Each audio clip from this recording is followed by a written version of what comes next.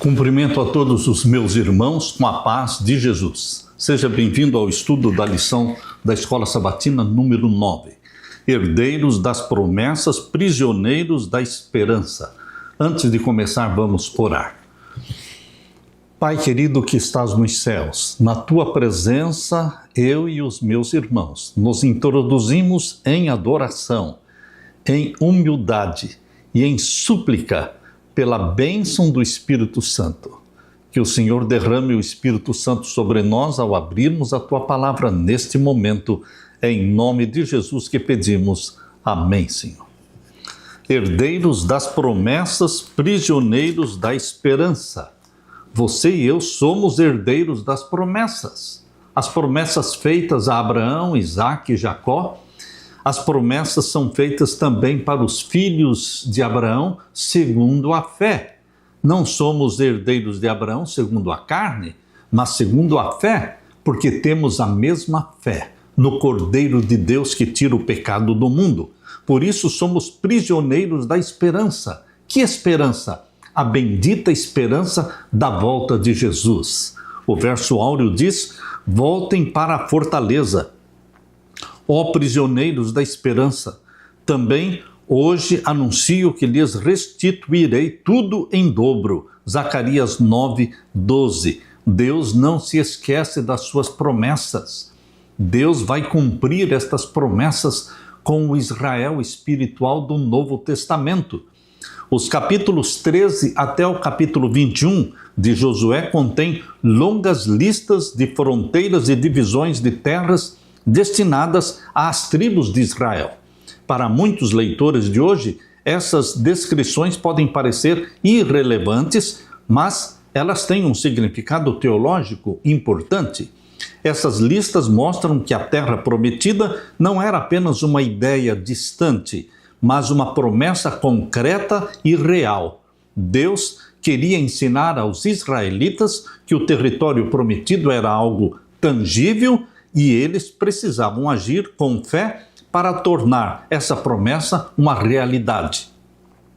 A terra seria dada aos israelitas como herança, um presente que cumpria a promessa feita por Deus aos seus antepassados. Eis aqui a terra que eu pus diante de vocês. Entrem e tomem posse da terra que o Senhor, com juramento, deu aos seus pais, Abraão, Isaque e Jacó. A ele e a sua descendência depois deles. Deuteronômio 1:8.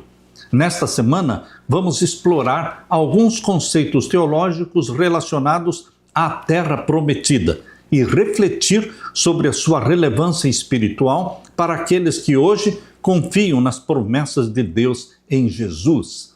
Para você, a terra prometida vai soar como nova terra, novo céu. Como disse Pedro, na sua segunda carta, capítulo 3, verso 13, nós, segundo a sua promessa, aguardamos novo céu e nova terra, onde habita a justiça de Deus. Meu querido irmão, a terra da promessa, para você e para mim, chama-se nova terra, novo céu.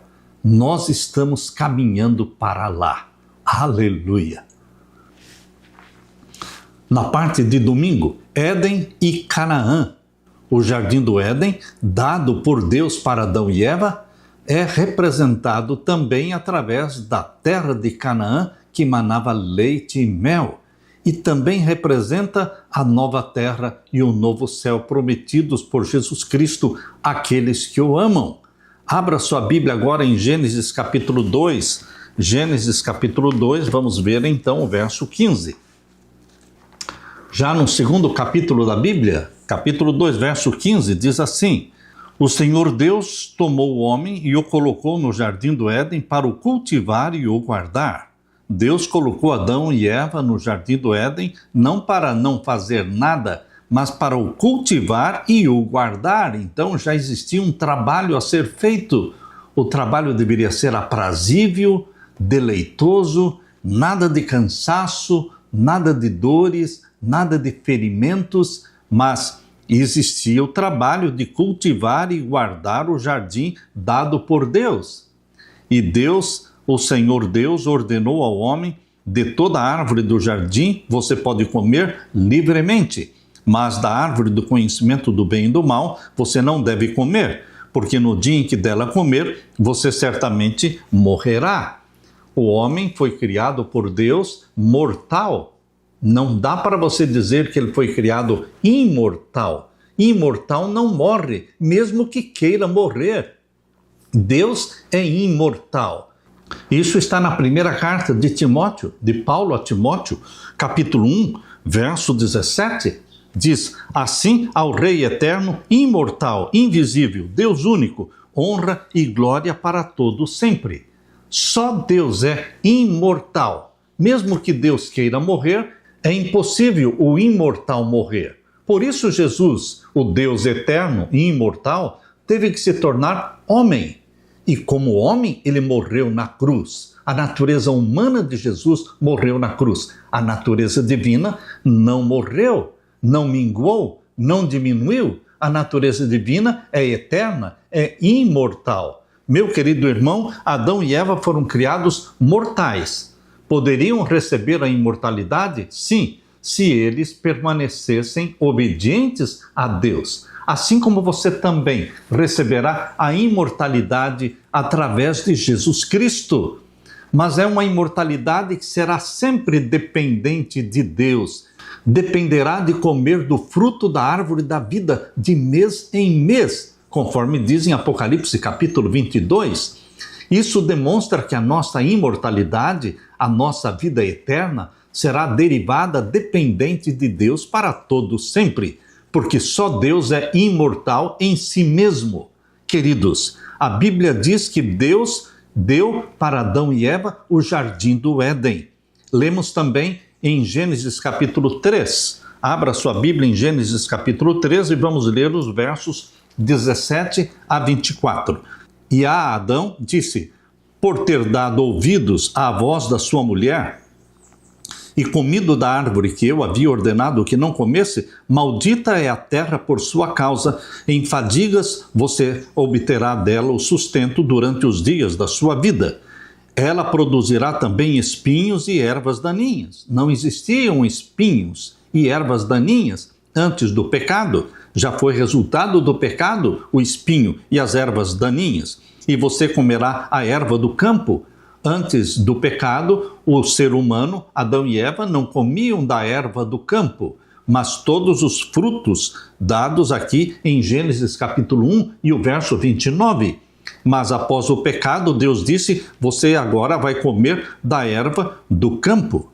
E o verso 19: no suor do seu rosto você comerá o seu pão, até que volte à terra, pois dela você foi formado, porque você é pó e ao pó voltará. E o homem deu à sua mulher o nome de Eva, por ser a mãe de todos os seres humanos. O Senhor Deus fez roupas de peles com as quais vestiu Adão e sua mulher. Então o Senhor Deus disse: eis que o homem se tornou como um de nós, conhecedor do bem e do mal. Tornou-se como um de nós, no plural. Assim como ele fala também no plural em Gênesis 1, 26, façamos o homem à nossa imagem. Agora também no plural, eis que o homem se tornou como um de nós. Pluralidade na divindade. Meu querido irmão, isto é irrefutável, inegável que existe pluralidade não de deuses, mas pluralidade na divindade. Deus se revela na Bíblia através do Pai, Filho e Espírito Santo. Como eles são? Não sabemos. Não vamos discutir, não vamos polemizar, mas a Bíblia fala do Pai, Filho e Espírito Santo, a divindade, e assim nós cremos sem entender, sem dar detalhes. E o verso 23 diz: por isso o Senhor Deus o lançou fora do jardim do Éden, para cultivar a terra da qual havia sido tomado.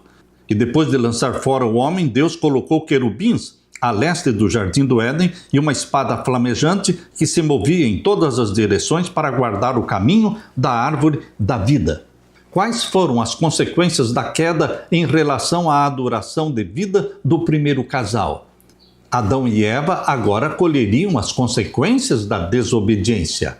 Na criação, Deus colocou Adão e Eva em um ambiente perfeito, repleto de abundância, repleto de beleza. O casal, Adão e Eva, conheceu seu Criador em um lugar que supria todas as necessidades físicas. Além da palavra falada de Deus, o Jardim do Éden servia como um centro de aprendizado, uma escola de aprendizado. Assim era o Jardim do Éden. No entanto, ao quebrar o relacionamento de confiança com o Criador, essa conexão com o Jardim do Éden também se desfez. E, como consequência, tiveram que deixar o Jardim do Éden. Foram expulsos dali. Perderam o território que Deus havia confiado a eles. O Jardim do Éden passou a simbolizar a vida abundante, uma imagem que redescobriremos no tema da Terra Prometida. Meu querido irmão, o Jardim do Éden foi perdido, paraíso perdido, mas a Bíblia começa falando do paraíso perdido e termina em Apocalipse capítulo 21, 22, falando do paraíso restaurado. Aleluia e aleluia, porque Deus não nos abandonou. Como os patriarcas entendiam a promessa da terra prometida? Como? Vamos ler então em Gênesis capítulo 13 e o verso 14. Capítulo 13 de Gênesis, verso 14 e 15. O Senhor disse a Abraão, depois que Ló se separou dele, erga os olhos e olhe de onde você está, para o norte, para o sul, para o leste, para o oeste, porque toda esta terra que você está vendo, eu a darei a você e a sua descendência para sempre. Adão e Eva receberam o Jardim do Éden e perderam pela desobediência. Agora Deus está fazendo a promessa para Abraão, dar para ele a terra prometida, mas também existiam condições. Deus nunca trabalha sem condições. Agora leia também Gênesis capítulo 26, versos 3 e 24. Verso 3, habite nela e serei com você e o abençoarei, porque a você e a sua descendência darei todas estas terras e confirmarei o juramento que fiz a Abraão, seu pai. Aqui está a promessa que Deus renovou com Isaque, filho de Abraão. E lemos também o verso 24. Na mesma noite o Senhor lhe apareceu e disse, eu sou o Deus de seu pai Abraão, não tenha medo, porque eu estou com você, eu o abençoarei e multiplicarei a sua descendência por amor de Abraão, meu servo. Por amor de Abraão, meu servo. Deus abençoa os filhos por amor aos pais. Meu querido irmão, o que significa para nós adventistas viver como herdeiros das promessas de Deus? Promessa feita a Abraão, promessa feita a Isaque, a Jacó, promessa que está sendo feita a você também. Nós somos herdeiros da promessa. Lemos também em Hebreus capítulo 6. Abra sua Bíblia em Hebreus capítulo 6. Vamos ver os versos 11 até o verso 15.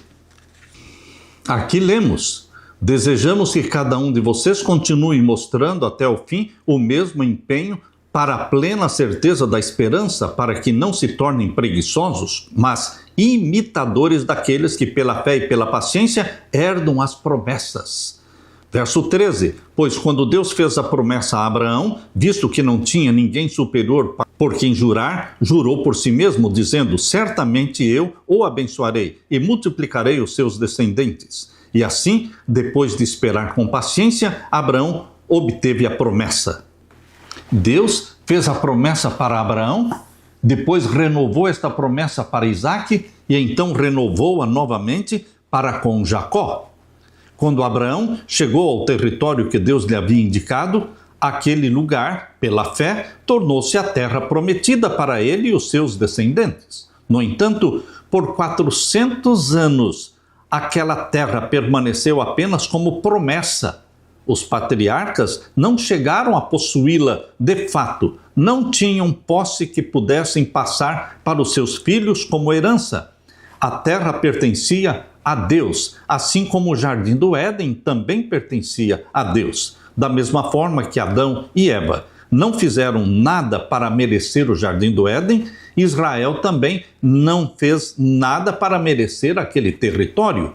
A terra prometida foi um presente de Deus, fruto da iniciativa divina. Israel não tinha nenhum direito natural ou reivindicação sobre a posse da terra. Somente pela graça de Deus poderiam desfrutar da terra prometida. Os patriarcas eram herdeiros das promessas até que elas se cumprissem. Da mesma forma, como seguidores de Jesus, herdamos promessas ainda maiores, conforme diz em Hebreus capítulo 8 e o verso 6. Aqui em Hebreus 8, 6 diz assim: mas agora Jesus obteve um ministério tanto mais excelente, quanto é também mediador de superior aliança instituída com base em superiores promessas.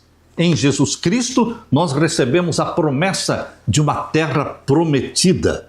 Meu querido irmão, eu aprendi através da palavra de Deus que Deus abençoa os filhos por amor aos pais. Deus abençoou a Isaque por amor a Abraão. Deus abençoou a Jacó por amor a Isaque. Deus abençoou a José por amor a Jacó. E assim por diante. Deus abençoa os meus filhos por amor a mim e a Leila. Quando nós, os pais, nos consagramos a Deus, nos buscamos a comunhão e a intimidade com Deus, nós nos tornamos submissos a Deus e obedientes a Deus, então Deus abençoa os nossos filhos. Aprenda, querido pai, querida mãe, aprenda que Deus abençoa os filhos por amor aos pais. Quando você pede uma bênção direta para o seu filho, lembre-se que a sua primeira preocupação não deve ser o seu filho e a sua filha.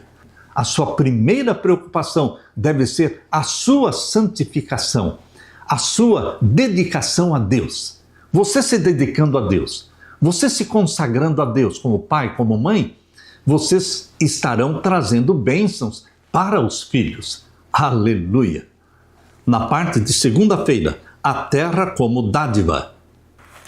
Leia comigo Êxodo capítulo 3, versos 7 e 8. Então o Senhor continuou: certamente vi a aflição do meu povo que está no Egito, e ouvi o seu clamor por causa dos seus feitores. Conheço o sofrimento do meu povo, bendito seja Deus, que conhece as nossas angústias, que vê as nossas lágrimas. É o que ele está falando. Conheço o sofrimento do meu povo. Deus é o mesmo hoje. Ele cuida de você. Ele conhece os seus sofrimentos. E o verso 8: por isso desci a fim de livrá-lo das mãos dos egípcios e para fazê-lo sair daquela terra e levá-lo para uma terra boa e ampla, terra que mana leite e mel, o lugar do cananeu, do eteu, do amorreu, do ferezeu, do heveu e do jebuseu. Deus tinha uma terra prometida que manava leite e mel para os descendentes de Abraão. Leia comigo Levítico 20, 22. Guardem, portanto, todos os meus estatutos e cumpram todos os meus juízos, para que a terra para a qual eu os estou levando, para nela habitar, não os vomite de lá. Deus deixa claro que ele estava levando, que ele estava dando, era um presente de Deus, mas Deus estabeleceu condições. Deus sempre estabelece condições, até hoje. Lemos também em Levítico capítulo 25. Levítico capítulo 25, vamos ver então o verso 23. Também a terra não será vendida em definitivo, porque a terra é minha. Deus deixa claro, a terra é minha, pois vocês são para mim estrangeiros e peregrinos. Lemos também em Números 13, 27. Aqui diz: relataram a Moisés e disseram: fomos à terra a qual você nos enviou. De fato, é uma terra onde mana leite e mel. Estes são os frutos dela. Deus prometeu algo bom. Deus só promete algo bom, maravilhoso. Meu querido irmão, em Salmos 24, verso 1 diz: do Senhor é a terra e a sua plenitude. A terra pertence a Deus. Qual é o relacionamento especial entre Deus, Israel e a terra prometida? Não tem como você desfrutar a terra sem um relacionamento especial, íntimo, com Deus, que Ele é o proprietário da terra. No aspecto mais básico, o território oferece à nação uma identidade física. Ao definir sua localização, ele também determina a profissão e o modo de vida do povo. Por outro lado, os escravos não possuem raízes e não pertencem a lugar algum. Outra pessoa se beneficia do fruto do seu trabalho. Ter um território significa liberdade. A identidade do povo escolhido estava profundamente conectada à sua permanência na terra. Havia uma relação especial entre Deus, Israel e a terra. Israel recebeu a terra de Deus como presente. Assim foi. É um presente de Deus, não como direito inalienável. O povo escolhido só poderia habitar na terra enquanto mantivesse uma aliança com o Yahvé, o Deus, o Senhor eterno, o grande eu sou, e seguisse os seus preceitos, os preceitos dessa aliança. Em outras palavras, eles não poderiam desfrutar a terra e suas bênçãos sem a aprovação divina, porque Deus é o dono da terra. Além disso, a terra funcionava como uma janela pela qual Israel tinha uma visão mais ampla de Deus. Viver ali lhes recordava constantemente de que Deus era fiel, cumpria suas promessas e era digno de confiança. Nem a terra e nem Israel existiriam sem a iniciativa divina, que era a base da sua existência. No Egito, eles dependiam do Nilo e de sistemas de irrigação aliados ao trabalho árduo para garantir as colheitas necessárias à sua subsistência. Porém, ali em Canaã, era diferente. Ali em Canaã, a prosperidade das colheitas dependia da chuva e apenas Deus controlava a chuva, controlava o clima. Dessa forma, a terra reforçava a lembrança da contínua dependência de Israel em relação a Deus. Embora Israel tenha recebido a terra como um presente de Yahvé, em última análise, Deus permanecia como o verdadeiro dono da terra. Como Senhor de toda a criação, Yahvé tinha o direito de dar a terra a Israel ou retirá-la. Se Deus é o proprietário, os israelitas, e por extensão todos os seres humanos, somos apenas estrangeiros e peregrinos na terra. Em outras palavras, somos hóspedes permanentes de Deus em seu mundo. À luz do que nós lemos na primeira carta de Pedro, capítulo 2, primeira carta de Pedro, capítulo 2, verso 11, abra sua Bíblia.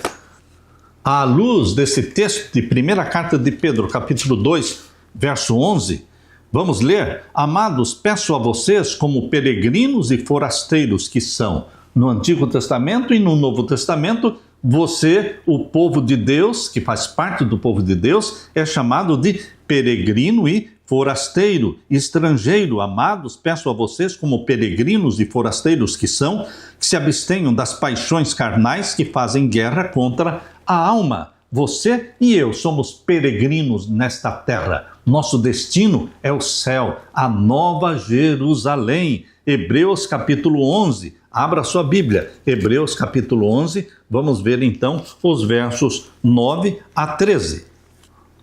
Aqui diz: pela fé, peregrinou na terra da promessa como em terra alheia, falando de Abraão. Peregrinou. Essa expressão que identifica Abraão, identifica os salvos, identifica você e a mim. Somos peregrinos na terra. Nosso destino é o céu. Estamos de passagem por aqui. Pela fé, Abraão peregrinou na terra da promessa como em terra alheia, habitando em tendas com Isaque e Jacó, herdeiros com ele da mesma promessa, porque Abraão aguardava a cidade que tem fundamentos, da qual Deus é o arquiteto e construtor. Ele aguardava a Nova Jerusalém. E você, meu irmão, você também não está aguardando, sonhando, visualizando a Nova Jerusalém? Queremos entrar pelos portões da Nova Jerusalém, queremos abraçar Jesus e queremos receber das mãos de Jesus a coroa de ouro. Queremos ouvir dos lábios de Jesus as palavras: bem está, filho meu, servo bom e fiel. Você foi fiel no pouco, sobre o muito eu colocarei você. Entra no gozo do teu Senhor. Entra na Nova Jerusalém. Aleluia! Na parte de terça-feira, o desafio da terra. Deus deu, foi um presente, vindo de Deus, a terra prometida, mas ela tinha que ser conquistada. Meu querido irmão, Deus sempre coloca condições.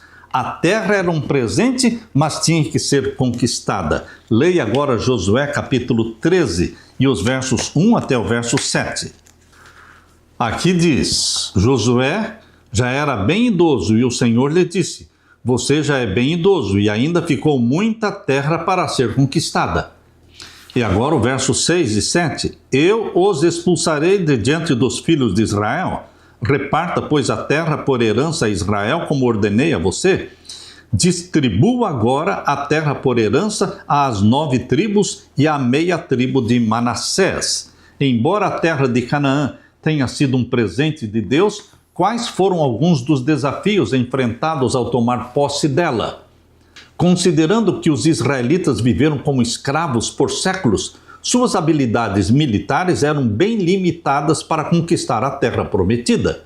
Mesmo os egípcios, com seus exércitos treinados e bem armados, não conseguiram ocupar Canaã de forma duradoura. A conquista total da região foi impossível para eles devido às cidades muradas, que eram praticamente intransponíveis. Agora, uma nação composta por ex-escravos enfrentava a tarefa desafiadora de conquistar uma terra que os seus antigos senhores não conseguiram dominar. Se algum dia eles conquistassem essa terra, seria unicamente pela graça de Deus e não por seus próprios esforços. Os capítulos 13 até o capítulo 21 de Josué tratam da divisão da terra entre as diversas tribos de Israel.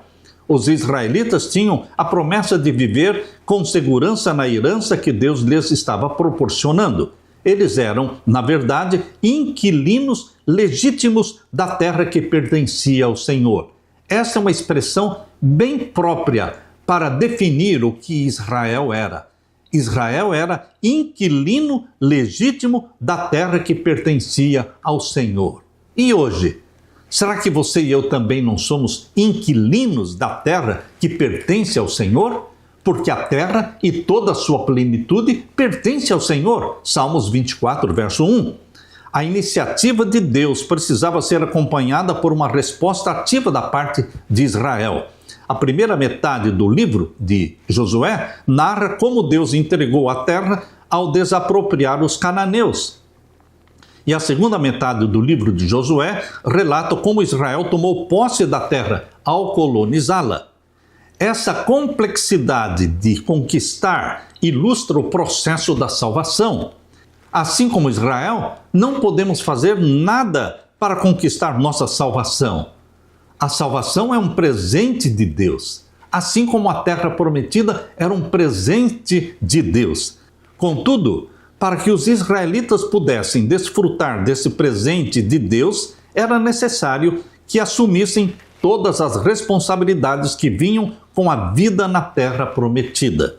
Essa dinâmica é semelhante ao processo da santificação que vivenciamos, resultado da nossa obediência de amor como cidadãos do reino de Deus. Embora os dois processos não sejam idênticos, existem paralelos entre receber a terra pela graça e receber a salvação pela graça também. Fomos agraciados com um presente maravilhoso, mas é algo que podemos perder se não cuidarmos dele com responsabilidade e vigilância. A salvação é de graça, assim como a terra prometida para Israel era de graça, mas ela tinha que ser preservada através de uma submissão constante a Deus. A terra continuaria sendo deles, eles continuariam sendo inquilinos legais de Deus, mas existiam condições. Hoje a salvação em Cristo Jesus nos é dada gratuitamente, mas existem condições para permanecermos em Cristo. Se vocês permanecerem em mim e as minhas palavras permanecerem em vocês, se você que é um ramo permanecer ligado à videira que é Jesus, então tudo o que você quiser será feito. Mas se nós estivermos desassociados, se nós estivermos desligados de Deus, de Jesus Cristo, da verdadeira videira, então seremos um fracasso, seremos derrotados. Meu querido irmão, as condições de Deus hoje para a salvação, para o plano da salvação, é de que existe algo que eu e você precisamos fazer. Buscar a presença de Deus. Se me buscardes de todo o coração, certamente me achareis. Temos que buscar. É Deus a iniciativa de nos salvar? Sim, mas nós temos que querer, nós temos que buscar. Nós temos o livre-arbítrio para decidir correr em busca de Deus, buscando a santidade de Deus. De que maneira os cristãos hoje enfrentam desafios semelhantes aos que surgiram durante a ocupação da terra prometida? Leia Filipenses capítulo 2, 12. Filipenses capítulo 2, 12 diz assim: assim, meus amados, como vocês sempre obedeceram, não só na minha presença, porém muito mais agora na minha ausência, desenvolvam a sua salvação com temor e tremor. A salvação é de graça, mas você tem algo a fazer, porque é o poder divino aliado, unido ao esforço humano. Você se esforça, você busca, você se submete. Por isso diz aqui, desenvolva a sua salvação com temor e tremor. E lemos também em Hebreus capítulo 12. Hebreus capítulo 12, vamos ver então o verso 28. Aqui diz: por isso, recebendo nós um reino inabalável, retenhamos a graça. Você recebe o reino, você possuiu a terra, ela é um presente de Deus, mas aqui diz, recebendo nós um reino inabalável, retenhamos a graça. Aqui diz, pela qual sirvamos a Deus de modo agradável. Como é que você permanece na graça? Servindo a Deus de modo agradável, com reverência e temor. Esta é a correspondência, o que vem da nossa parte. De Deus vem a graça, de graça, mas da nossa parte vem a submissão, o desejo de servir a Deus de modo agradável, com reverência e temor. Meu querido irmão, Deus dá gratuitamente a você o perdão e a salvação em Cristo Jesus. Mas a nossa parte é permanecermos em Jesus Cristo. Ele derrama sobre nós o Espírito Santo. O Espírito Santo passa a viver e habitar em nós.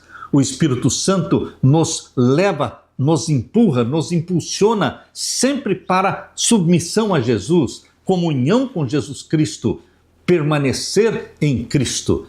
Porque aquele que permanecer em mim, disse Jesus, tudo quanto pedir e desejar será feito. Esse é o segredo da vitória do cristão, permanecer em Cristo. É uma relação íntima, permanente com Jesus Cristo. É desta forma que nós vamos reter a graça, retenhamos a graça recebida, como disse Paulo. Por isso, recebendo nós um reino inabalável, que vem de graça.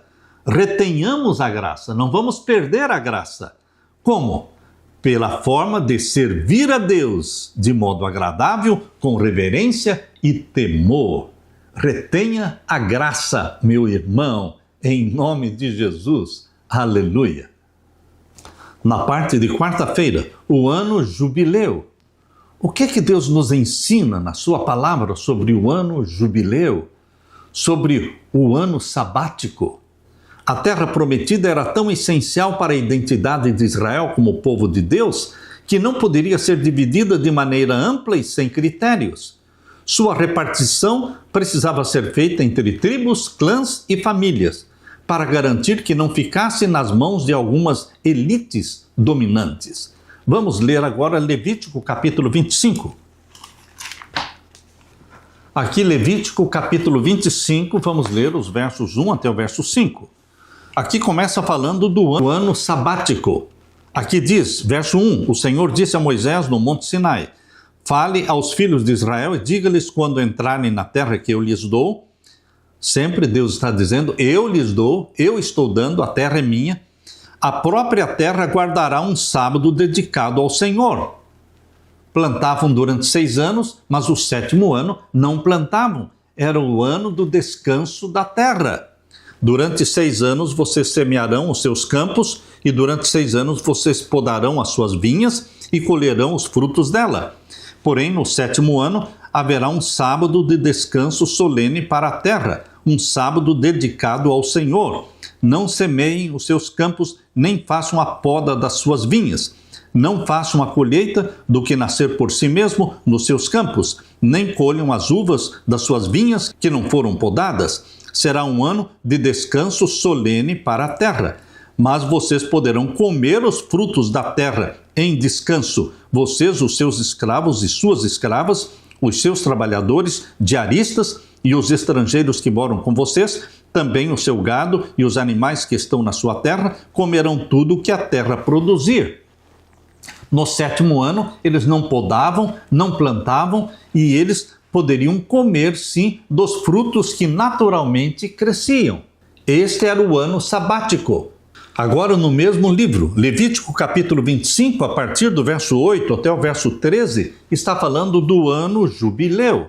Assim como existia o ano sabático, de 7 em 7 anos, existia o ano jubileu, que era de 49 em 49 anos. O 50º ano era o jubileu, quando as terras que foram perdidas por má administração, pela necessidade financeira, muitos tinham que vender a sua terra, mas ninguém perdia a terra para sempre.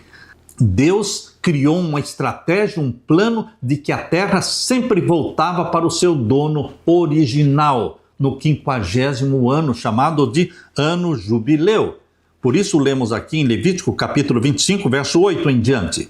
Conte 7 semanas de anos, isto é, 7 vezes de 7 anos, de maneira que os dias das 7 semanas de anos somem 49 anos. Então, no 7º mês, aos 10 dias do mês, você fará soar a trombeta. No dia da expiação, vocês farão soar a trombeta por toda a terra de vocês. Santifiquem o 50º ano e proclamem liberdade na terra a todos os seus moradores. Esse será um ano de jubileu para vocês, e cada um de vocês voltará à sua propriedade. Cada um de vocês voltará à sua família. O 50º ano será jubileu para vocês. Não semeiem o campo, não colham o que nascer por si mesmo, nem colham as uvas das vinhas não podadas, porque é jubileu, será santo para vocês. O produto do campo vocês podem comer. Neste ano do jubileu, cada um de vocês voltará à sua propriedade. Quando você vender algo ao seu próximo ou comprar alguma coisa dele, não explore o seu irmão. Ao contrário do Egito, onde as pessoas frequentemente perdiam as suas terras e se tornavam servos, escravos do faraó, o propósito de Deus para os israelitas na terra prometida era garantir que eles nunca ficassem em uma situação de desvantagem permanente. A terra que cada família recebia não poderia ser possuída por ninguém de fora do seu clã ou família original. Na verdade, segundo o plano de Deus, a terra não poderia ser vendida, ela só poderia ser arrendada. A terra, no plano original de Deus, não poderia ser vendida, porque ela pertence a Deus. Ela só poderia ser arrendada. E o seu valor seria determinado com base nos anos restantes até o próximo ano do jubileu. Isso significava que se alguém tivesse que vender ou arrendar sua propriedade familiar, seus parentes tinham a responsabilidade de resgatá-la antes do jubileu. A forma como a terra foi distribuída nos ajuda a entender melhor a intenção no coração de Deus. Qual era a intenção no coração de Deus quando criou esse sistema do jubileu? Como nosso Pai Celestial, Ele queria que os seus filhos fossem generosos com os que estavam em dificuldades financeiras, permitindo que as terras sustentassem todos a cada 7 anos. O ano sabático aplicava a ideia do descanso do sábado em uma escala maior. As pessoas deveriam respeitar e cuidar umas das outras, especialmente em tempos de dificuldades financeiras. As leis sobre a propriedade da terra ofereciam a cada israelita a chance de se libertar de situações opressivas, herdadas ou causadas por escolhas erradas e de ter a oportunidade de um novo começo. Esse era o propósito de Deus no jubileu, para que cada família tivesse a oportunidade de um novo começo, voltando a possuir as suas terras. No fundo, essas leis transmitiam uma das verdades mais importantes sobre o propósito do Evangelho: eliminar as divisões entre ricos e pobres, eliminar as divisões entre empregadores e empregados, eliminar as distinções entre privilegiados e desfavorecidos, reconhecendo que todos nós precisamos da graça de Deus. Este sistema do jubileu impedia que alguém ficasse para sempre pobre e outros ficassem sempre ricos, acumulando e acumulando, comprando as terras daqueles que eram necessitados e que não sabiam administrar bem. Deus criou um sistema para evitar o acúmulo de riqueza por uns e a necessidade e pobreza de outros. Assim, de 50 em 50 anos, no 50º ano, a terra voltava para os donos anteriores. Se os filhos tivessem perdido a terra por uma má administração dos pais, estas terras voltariam para eles no ano jubileu. Infelizmente, Israel não seguiu o padrão estabelecido por Deus e, após séculos, as advertências de Deus se tornaram realidade.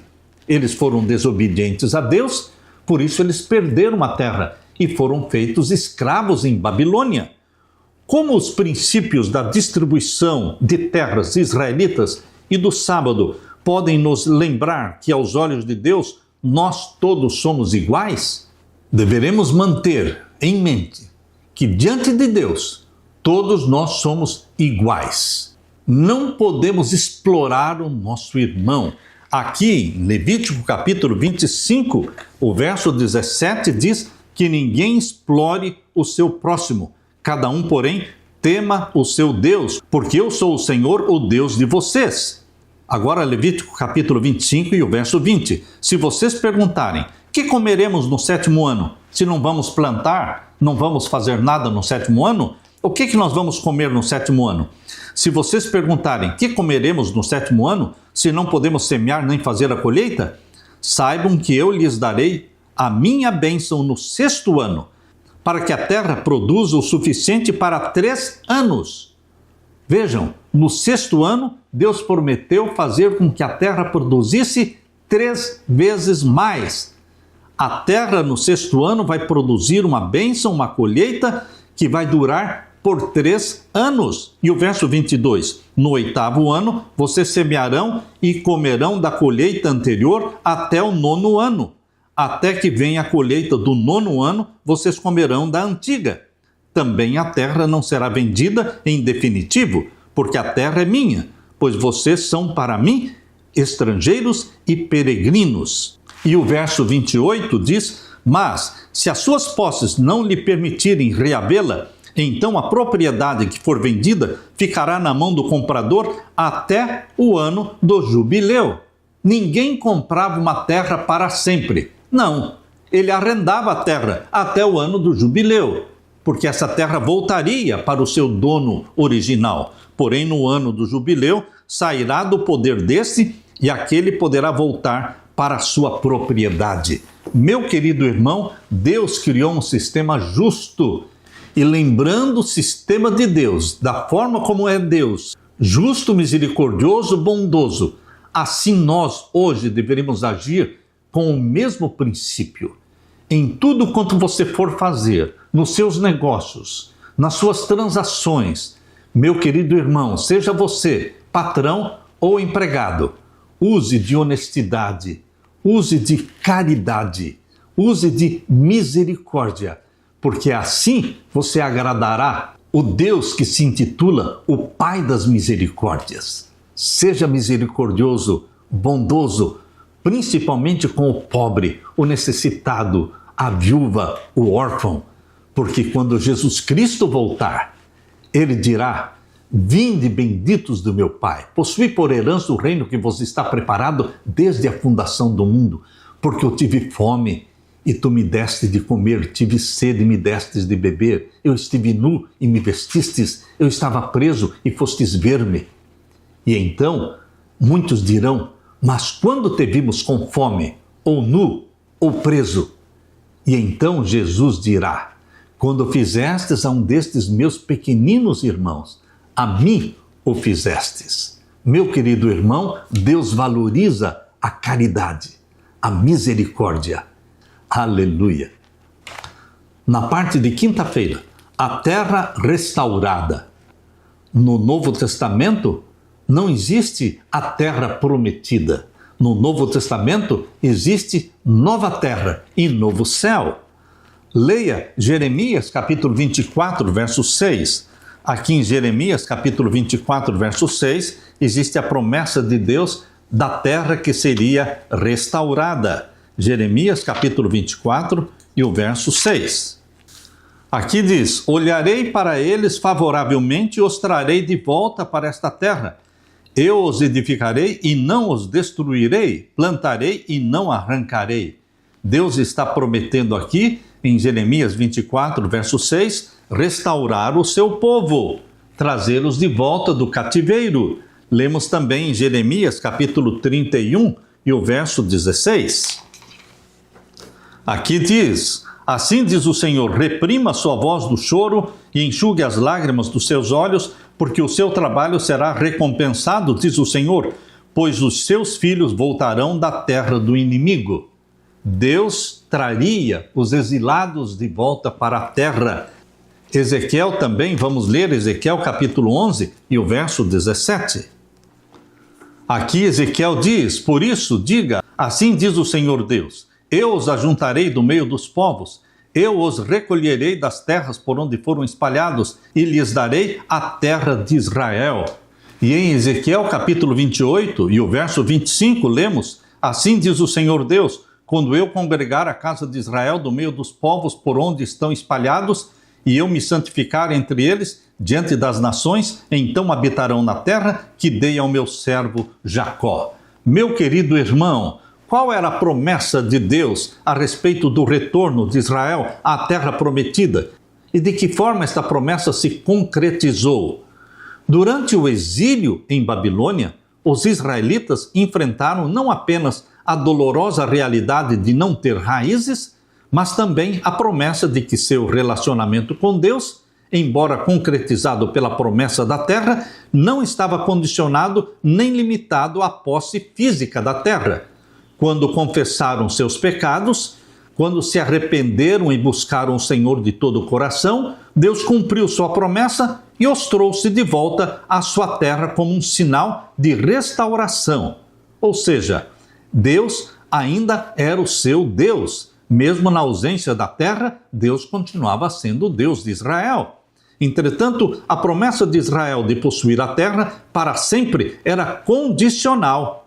Da mesma forma, a promessa de reassentamento e prosperidade na terra após o exílio também dependia de condições.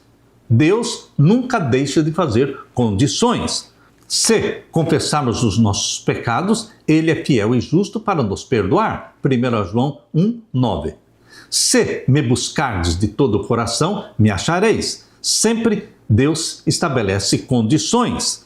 Ao mesmo tempo, os profetas do Antigo Testamento apontaram para uma restauração que seria trazida pelo futuro rei descendente de Davi. Através de Jesus Cristo, Deus restauraria o seu povo. Essa promessa se concretizou na vida, morte e ressurreição de Jesus, em quem se cumprem todas as promessas feitas ao antigo Israel. Queridos, o Novo Testamento não menciona diretamente a terra prometida, mas usa a expressão nova terra, novo céu, onde habita a justiça de Deus. Assim, à luz de Cristo, a terra prometida é reinterpretada e se torna um símbolo da bênção espiritual que Deus planeja conceder ao seu povo fiel, tanto agora quanto na eternidade.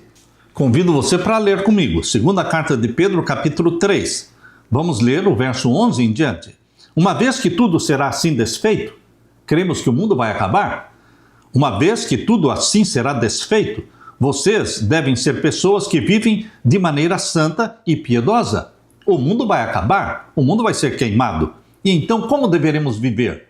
Não pensando nesta terra, não vivendo segundo o mundo vive, mas deveremos ser pessoas que vivem de maneira santa e piedosa.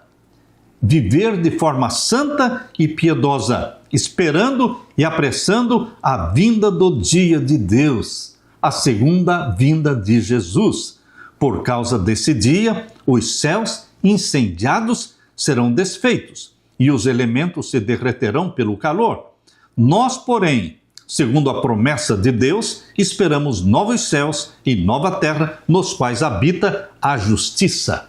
Esta é a promessa, esta é a esperança, o cumprimento final da promessa divina de descanso, de abundância, de bem-estar na terra prometida, vai se cumprir na nova terra, no novo céu, livre do pecado, livre das consequências do pecado, porque Satanás será queimado.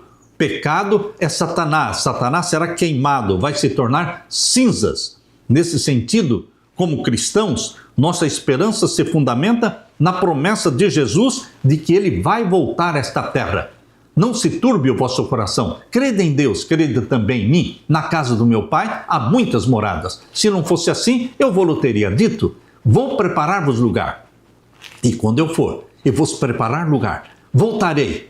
Que bendita promessa! Voltarei e vos levarei para mim mesmo, para que onde eu estiver, vós também estejais. João capítulo 14, versos 1 até o verso 3. Esta é a bendita esperança que me anima a viver, que me mantém em pé, que mantém a minha cabeça levantada, olhando para o céu, de onde virá o meu socorro, o socorro bem presente, meu Salvador Jesus Cristo. Meu querido irmão, a terra prometida no Novo Testamento chama-se Nova Terra e Novo Céu, nos quais habita a justiça de Deus. Essa nova terra e a capital dessa nova terra, elas estão descritas de forma magistral, bela, em Apocalipse capítulo 21. Em Apocalipse capítulo 20, fala sobre os 1000 anos. Os 1000 anos em que Satanás ficará preso. A terra desolada, vazia, em trevas, como abismo. Mas, no final dos 1000 anos, os ímpios ressuscitarão. Maus, como sempre, ruins, inimigos de Deus. E eles, liderados por Satanás, vão cercar a cidade santa que desceu do céu no final dos 1000 anos. É isso que está em Apocalipse capítulo 20. Leia comigo o verso 9. Marcharam então pela superfície da terra e cercaram o acampamento dos santos e a cidade amada. A nova Jerusalém descerá do céu no final dos 1000 anos. E os ímpios, liderados por Satanás, vão cercar a cidade, tentando tomá-la, mas não poderão tomá-la. Satanás é um poder derrotado, vencido. Meu querido irmão, o vitorioso, o grande vencedor é Jesus Cristo. E você e eu precisamos estar ao lado do vencedor, que é Jesus Cristo.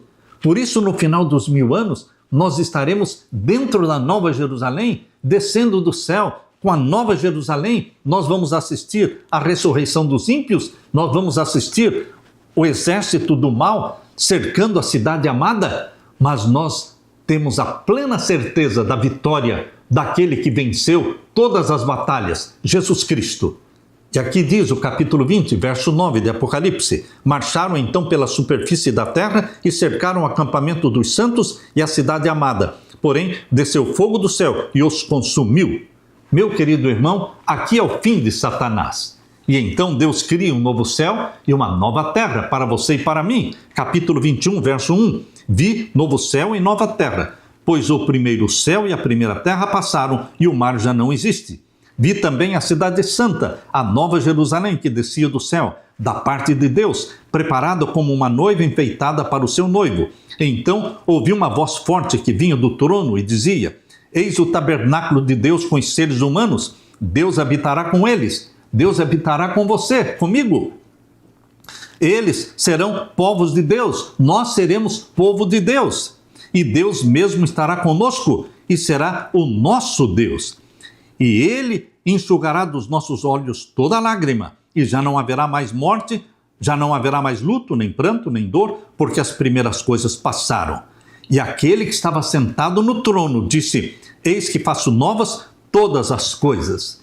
É a terra nova, é o céu novo. E acrescentou: escreva, porque estas palavras são fiéis e verdadeiras. Você pode crer nestas promessas de Deus, porque são fiéis e verdadeiras. Meu querido irmão, Deus está dizendo aqui: tudo está feito. Eu sou o Alfa e o Ômega, o princípio e o fim. Eu, a quem tem sede, darei de graça da fonte da água da vida. E o vencedor, você e eu, o vencedor, herdará estas coisas, e eu serei o Deus dele, e ele será o meu filho. Meu querido irmão, minha querida irmã, aqui está a promessa que conforta, que anima, que levanta você quando você cai, que levanta a sua cabeça quando você está deprimido. Meu querido irmão, viva, se alimente dessa esperança. Jesus vai voltar.